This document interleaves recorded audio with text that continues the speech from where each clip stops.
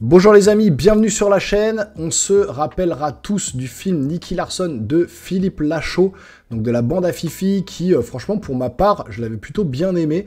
Je suis pas fan de sa filmographie, parce qu'il y a des films quand même qui sont un peu pipi caca.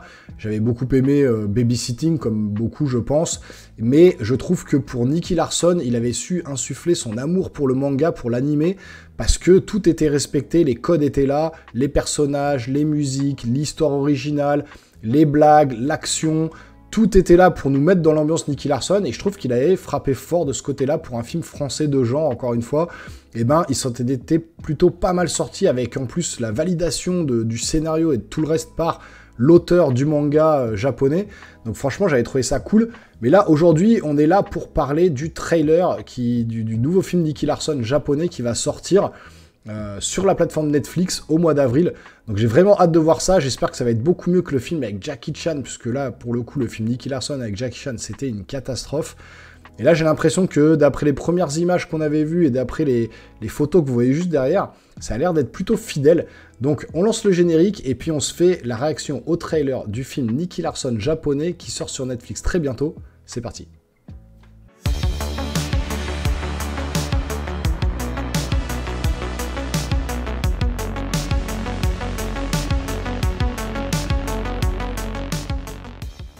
Allez, c'est parti pour le trailer de Nicky Larson.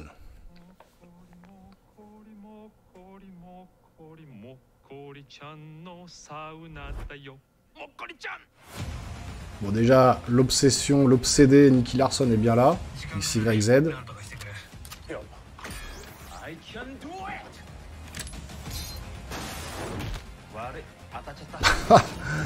Pas mal le coup de latte dans le ciel, là.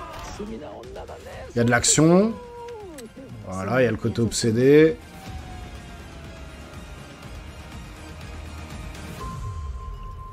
Ça a l'air d'être respectueux, hein. La mort du frère de Laura.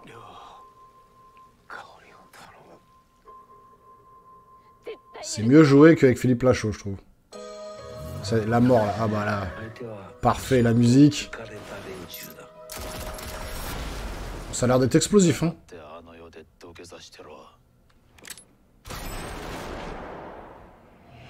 C'est assez court. Le 25 avril. Ouais, donc c'est assez court quand même comme bande-annonce. Mais je trouve que ça a l'air d'être assez respectueux de l'œuvre. On voit vraiment le côté obsédé de Nicky Larson. On voit le côté très action également. Le côté un peu sentimental avec Laura et la perte de son frère. Donc on va être sur le début du manga. Les costumes sont respectés. T-shirt rouge, la veste. Cette fameuse action qu'on voit à l'écran là qui est juste mortelle. Il y a des petits ralentis. Il y a vraiment des espèces de cascades. Avec l'utilisation des ceintures, des trucs. Enfin, je pense que ça a l'air d'être quand même pas mal. Il faudra voir ce que ça donne. C'est japonais de toute façon, donc ils vont respecter l'œuvre à 100%. Je trouve que la mise en scène est pas trop mal foutue. La photographie, l'image, ça reste de la photographie d'image de Netflix, de films en streaming. Mais je pense qu'il y a peut-être un petit truc qui peut se dégager de tout ça. Les acteurs ont l'air bons, la musique est là, la fameuse voiture, il y a des plans de caméra qui sont assez sympas. Donc je sais pas ce que vous en pensez, vous me direz dans les commentaires, vous, ce que vous avez pensé de ce trailer, et ce que vous attendez de ce film Nicky Larson, qui va sortir donc le 25 avril sur Netflix.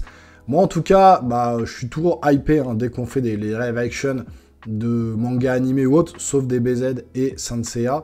Je suis désolé, mais DBZ Evolution, enfin Dragon Ball Evolution et le Chevalier du Zodiac, le dernier, vous retrouvez la critique sur ma chaîne d'ailleurs, c'est une catastrophe. Mais One Piece, j'avais plutôt pas trop mal aimé. Et puis, ce film-là, Nicky Larson, a l'air quand même d'être assez sympa.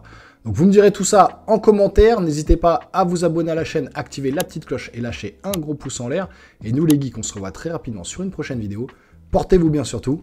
Ciao, ciao.